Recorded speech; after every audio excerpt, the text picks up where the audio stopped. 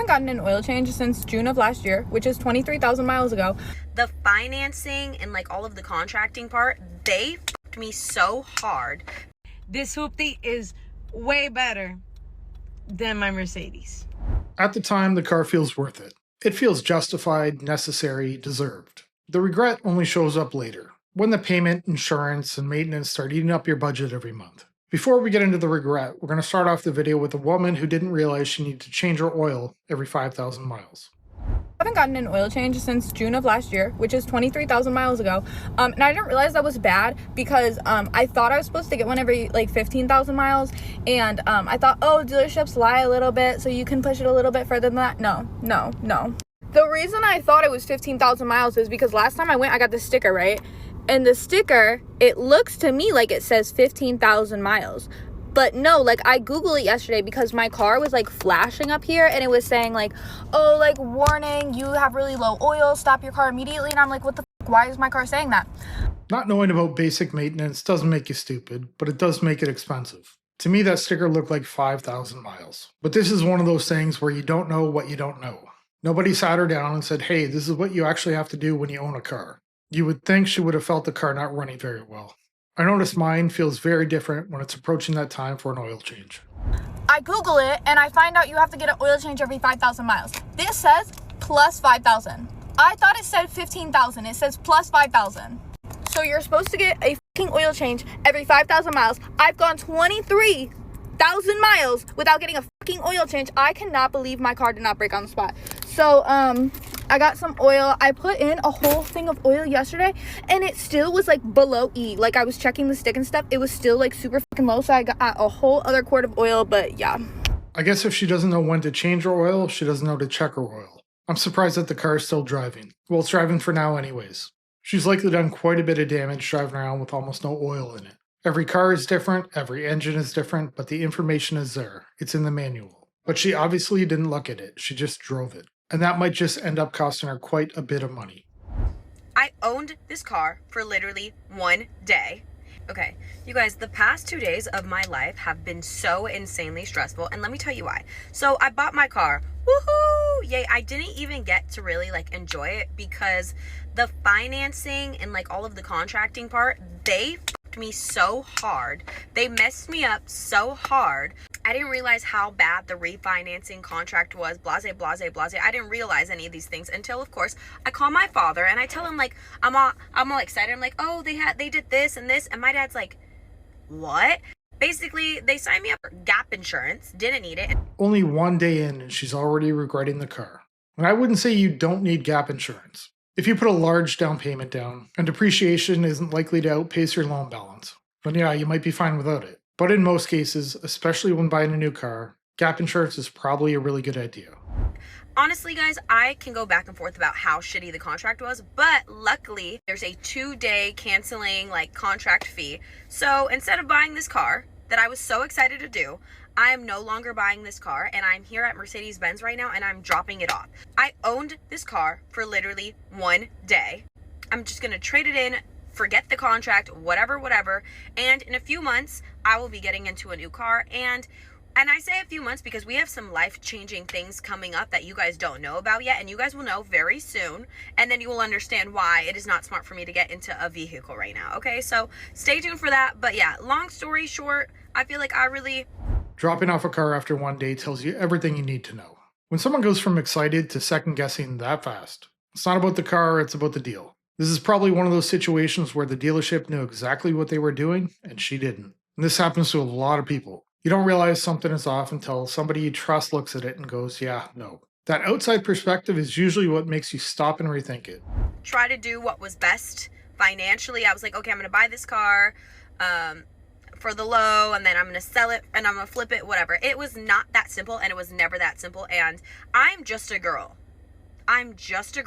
Walking away from the situation, I can say that I learned a lot and what not to do moving forward. So I am blessed and grateful for that.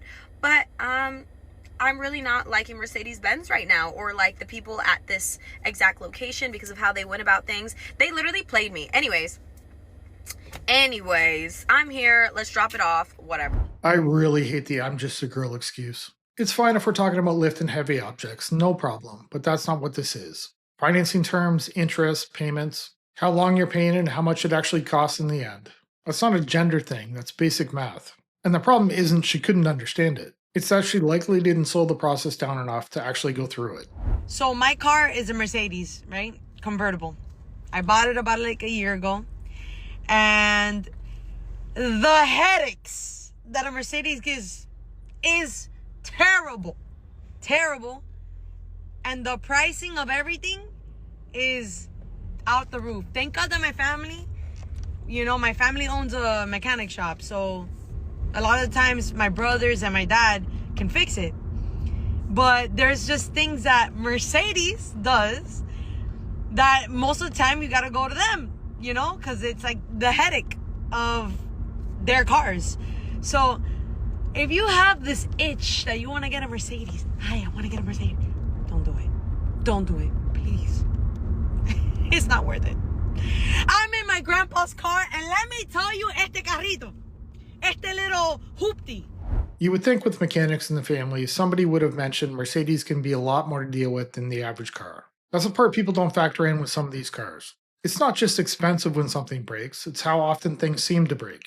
And when you're constantly dealing with warning lights, repairs, appointments, and downtime, that luxury part wears off really fast. When things keep going wrong, the car stops being enjoyable, no matter how good it looks. This hoopty is way better than my Mercedes. I love it and I hate my Mercedes. I love and hate my Mercedes. But if I were to be, thinking again, damn, what would I do next? I will get myself a little Honda again. 100%. Economical. If I need to fix it, my family can fix it like this. Not a European car. I love that. I love Europe and all that stuff, but not the cars. Not Mercedes. Don't do it. If you're thinking of buying it, don't do it. What's interesting is she actually likes the other car more than the Mercedes. Not because it's better or newer, it's just a simple car. There's less going on, less to think about, and less that can turn into a problem. And for a lot of us, that ends up being way more enjoyable than something fancy. That's the part people underestimate. Comfort isn't always about luxury. Sometimes it's just knowing the car, trusting it, and not worrying about what's going to go wrong next. The worst financial mistake I've ever made, I'll be honest with you guys, is this car that I'm currently driving. And it's not the car itself. I literally love this car. I can't imagine myself driving anything else. It's the fact that I have car payments, which is so stupid. It literally makes me sick thinking about it. I wish we would have just waited a year and maybe saved up $20,000 in cash and bought a used car, because purchasing a brand new car was so dumb. Not only did it lose value the second we drove it off the lot, but now we're paying interest payments on top of that. And this car is already 2 years old. It was only brand new for 5 minutes, so might as well have bought a used car. But at least I learned that lesson in my early 20s so that I never do that again in my life. This one isn't even about the car. She likes it. It's about the payment. Once that monthly payment number hit and she had to live with it, everything changed. That's usually when people say, I'm never buying new again. Not because there's anything wrong with new cars, but because depreciation plus payments hits a lot harder than people expect once you actually have to live with it.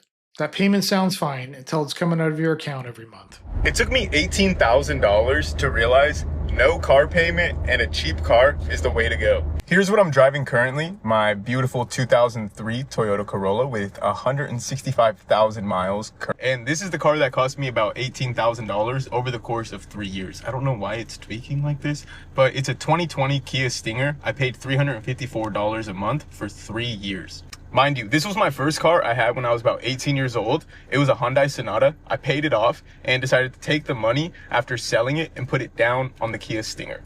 I was working in insurance as a 19-year-old and they told me, hey man, you're gonna want a car that you can love to drive if you're gonna be driving long distance to your appointments, blah, blah, blah. Basically, they kind of sold me on the concept of wanting a cool car to pull up to my clients' houses with. And that was the last thing I needed as a 19-year-old, to have an excuse to get a fancy car because I was making a little bit more money than people who were my age. So here's what I learned after having the car for 3 years and now getting back into a Corolla at 24.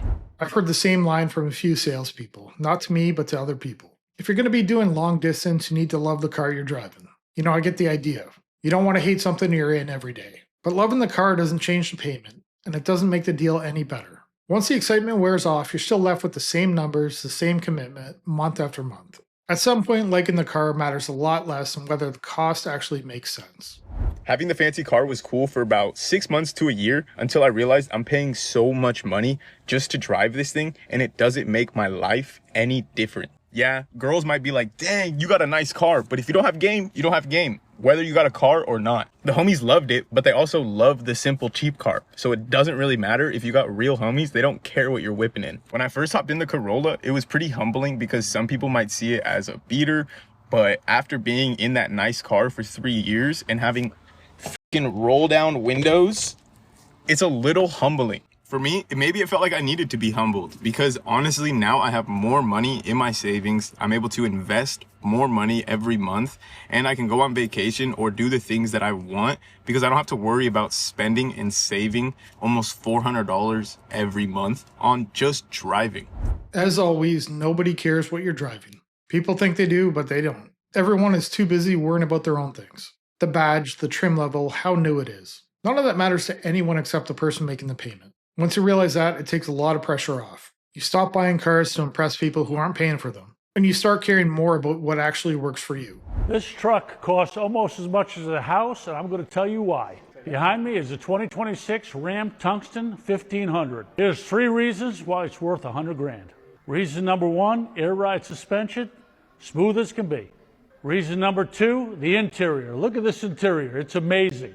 Reason number 3, tons of storage, hidden boxes everywhere. Let me know in the comments, do you think this truck's $100 grand? Because I do. So the salesman starts off by saying this truck costs $100 grand, which is basically a good portion towards a home. And then he tries to justify it with 3 reasons: air ride suspension, interior, and storage. None of that makes it worth $100,000. That's comfort and convenience, not value. Those things might be great on the test drive, but they don't actually change what you're using that truck for day to day. Definitely not worth $100,000. If you want to see more of this, you know what to do. I'll see you in the next one.